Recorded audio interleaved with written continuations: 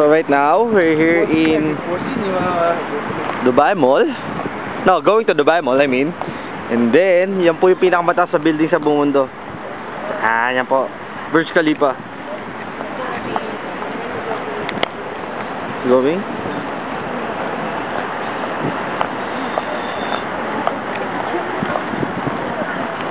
Kahit po ano, kahit po nasa Abu Dhabi, Dubai po kami.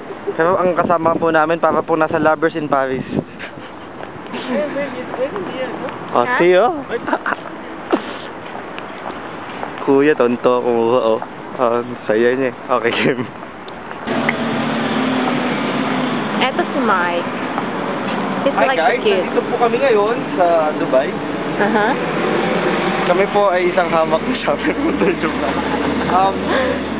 Tapos yung mataas na building sa buong mundo. Ang pangalan niya po ay Burj Khalifa. Mula sa pangalan ng isa sa mga, ano man tawag na doon? Sheikh Bahari. Siya pinakamaano. Pinakamaano? Ano yung pinakaano? Siya yung presidente ng, diba? Ng buong Emirate. Yeah. And most probably, the wealthiest. Do you think? Yes, it's Sino mas mayaman? Siya o si Obama?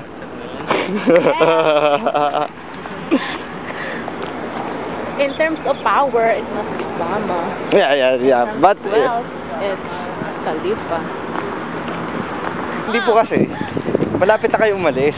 Kaya ganun yun. Diba? Ano ba itong mga huling alaala? Huling alaala? Di alam mo hanan mo yun.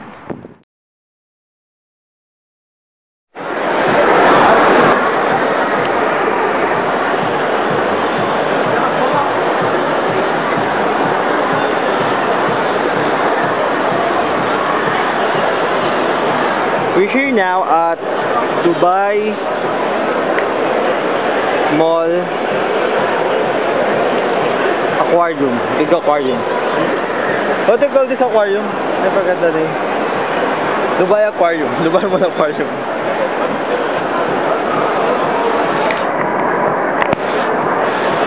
This is the world's largest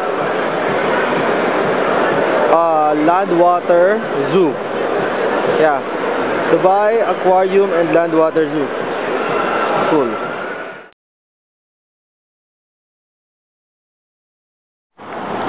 Do it.